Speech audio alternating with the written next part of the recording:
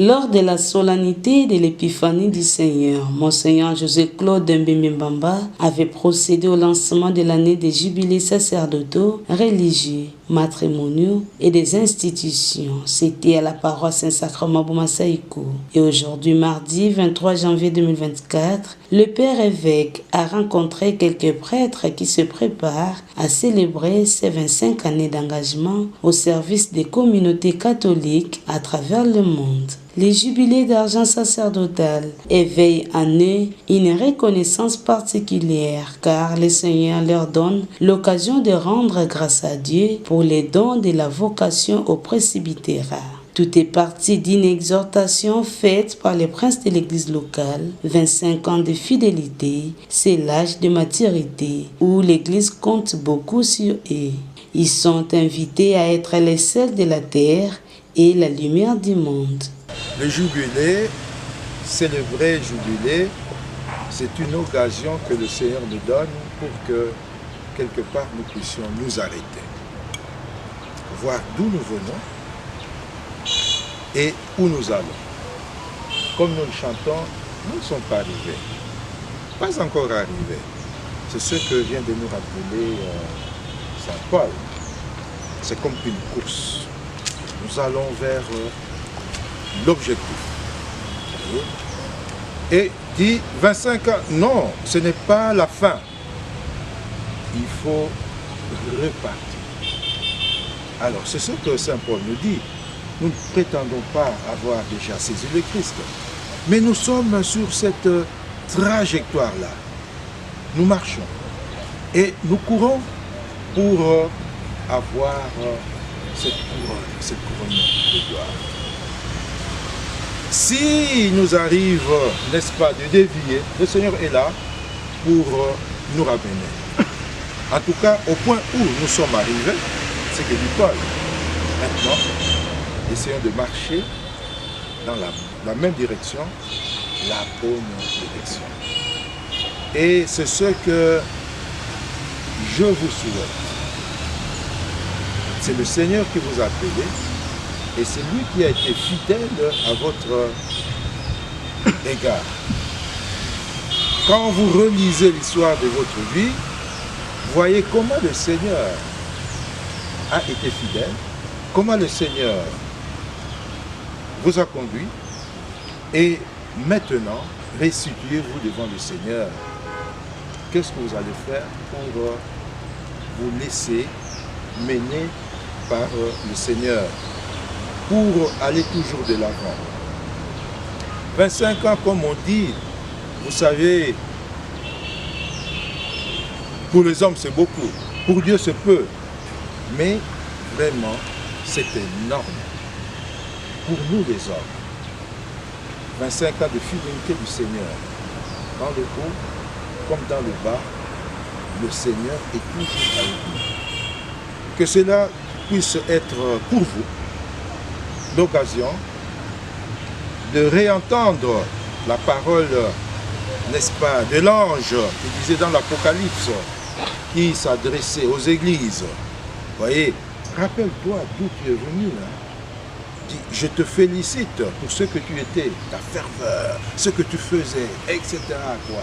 Mais maintenant, dis, peut-être que moi je te reproche quelque chose. Regarde, tu as perdu la ferveur que tu avais, l'élan que tu avais là. Reprends-toi et remarche. S'en est suivi la remise du cierge jubilaire allumé à l'abbé Raphaël Kimbambala, doyen de la promotion des prêtres ordonnés en 1999.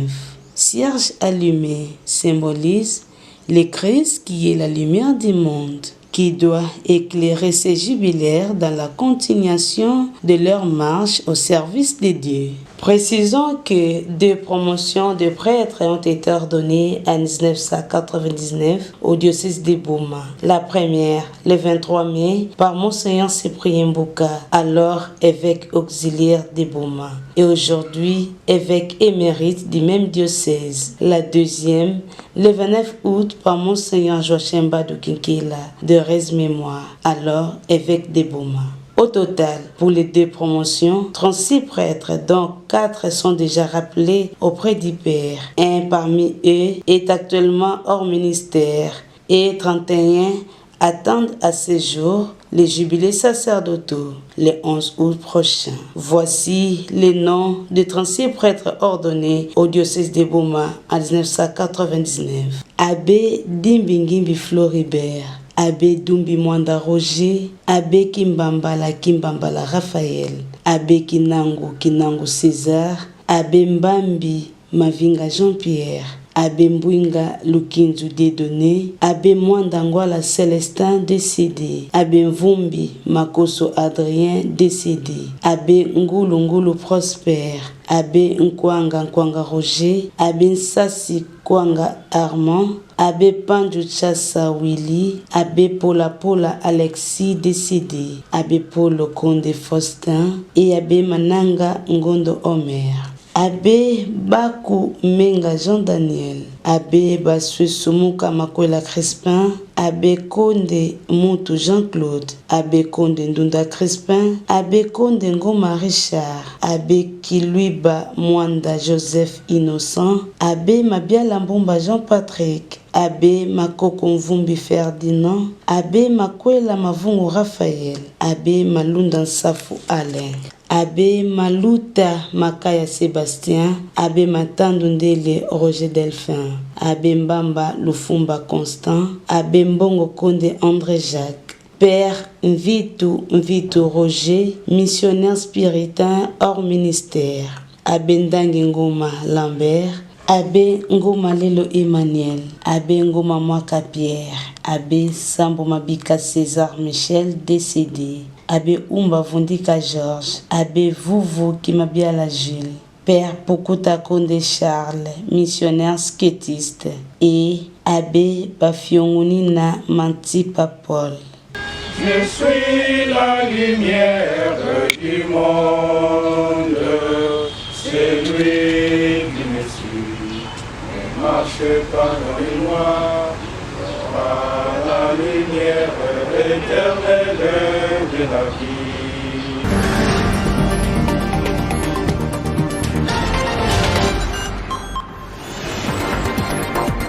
Les regroupements politiques Action des Alliés et UNC, Alliance des acteurs attachés au peuple, AAAP, Alliance Bloc 50, A-B50 et la coalition des démocrates CODE, respectivement de Vital Kamerhe, Tony Kankou, Chikou, aux représentants de l'autorité morale de l'Union Sacrée, Julien Paluku et Jean-Lucien Boussa ont annoncé mardi 23 janvier à Kinshasa la création d'une nouvelle plateforme politique. Cette alliance politique est dénommée Pacte pour un Congo retrouvé, PCR en sigle. Après l'accord signé lundi 22 janvier, ce nouveau mouvement politique, membre de l'Union Sacrée pour la Nation, a été présenté mardi 23 janvier 2024 devant les médias et les sympathisants de divers partis le constituant. À en croire ses leaders, cette nouvelle force politique a pour ambition notamment d'apporter le soutien et le renforcement à travers les élus respectifs de chaque regroupement politique de la majorité parlementaire durant la législature qui démarre. La PCR vise aussi l'accompagnement du gouvernement qui en résultera. Vital Kamerhe soutient que leur nouvelle plateforme politique n'a rien à voir avec le partage du pouvoir. Les regroupements rassemblés au sein du Pacte pour un Congo retrouvé déclarent par ailleurs accepter l'adhésion d'autres regroupements et partis politiques disposant des élus au sein des assemblées délibérantes au niveau national et provincial.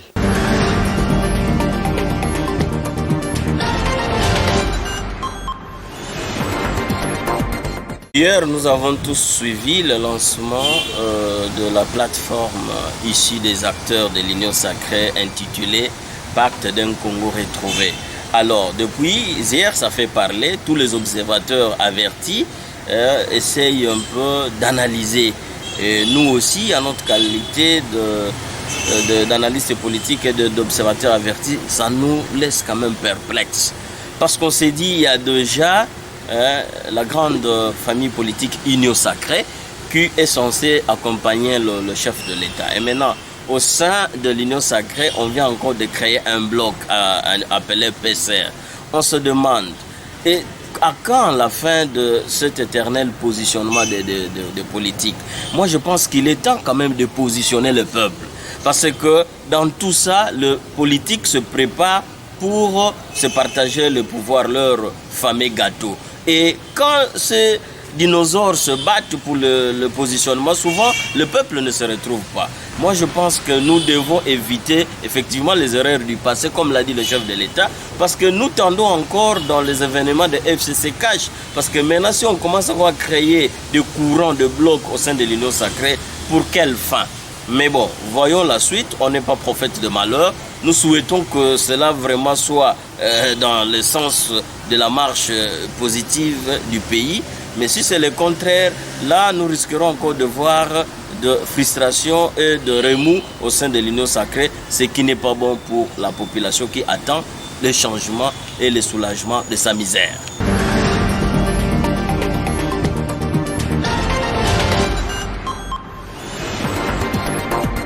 Je l'ai toujours dit, à ce stade, je crois que les Congolais, en principe, ne devraient plus s'attarder au dire de politique. Parce que les politiques congolais, malheureusement, il faut le dire, n'ont pas une parole donnée. Mais quand cela ne tienne, je crois que le chef doit être roi de son silence et esclave de sa parole. Ces discours, comme tous les autres discours dans l'histoire de ce pays, il y a eu de jolis mots, mais nous allons plus applaudir quand ces mots prendront corps. On a suivi les chefs de l'État, finalement, quand vous le suivez, vous sentez qu'il est au courant de problèmes qui rongent notre société. Entre autres, l'emploi de jeunes qu'il a soulevé, les taux du dollar, donc la situation économique. Et il a même reconnu qu'il ne va plus retomber dans les erreurs du passé. Et maintenant, nous sommes dans cette nouvelle législature.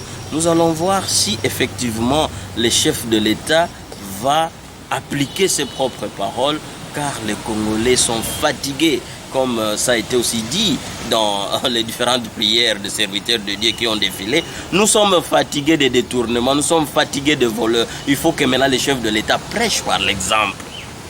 Il faut réduire le train de vie des institutions. Ça va aussi créer de l'équilibre pour les autres couches sociales. Et avec ça, ces actes-là palpables, nous allons nous dire oui, vraiment, les actes commencent à corroborer avec le discours du chef. Nous sommes très regardants, nous allons scruter les débuts de ce nouveau mandat pour voir si réellement les intentions du chef vont être concrétisées.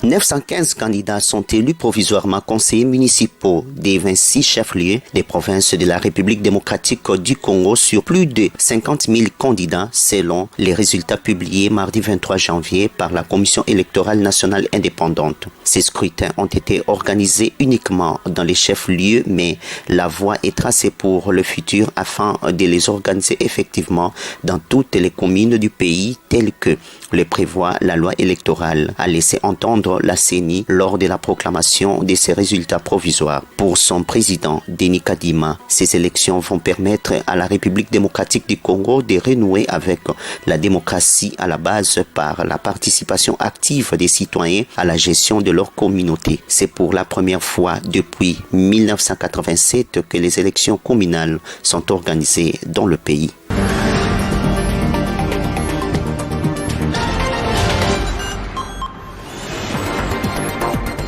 La Journée internationale de l'éducation est l'occasion de rappeler l'engagement de l'ONG Plan International pour garantir une éducation de qualité à tous les enfants. Cette journée a été proclamée en 2018 par l'Assemblée générale des Nations unies pour célébrer le rôle essentiel de l'éducation dans la construction pour la paix et le développement. Aujourd'hui, 258 millions d'enfants et de jeunes ne vont toujours pas à l'école. Ceci constitue une atteinte à leur droit à l'éducation et cela est inacceptable. La crise sanitaire de la COVID-19 a mis l'éducation partout dans le monde à rude épreuve. Plus d'1,6 milliard d'enfants n'ont pas pu se rendre à l'école au plus fort de la crise. Dans les pays en développement, les équipes des plans internationaux ont dû s'adapter pour continuer à donner les meilleures conditions d'apprentissage aux enfants et aux jeunes. Pourtant, malgré ces efforts et selon l'UNESCO, ce sont 23,8 millions d'enfants, d'adolescents et de jeunes dans le monde, du pré-primaire à l'enseignement supérieur, qui pourraient ne plus avoir accès en raison du seul impact économique de la pandémie,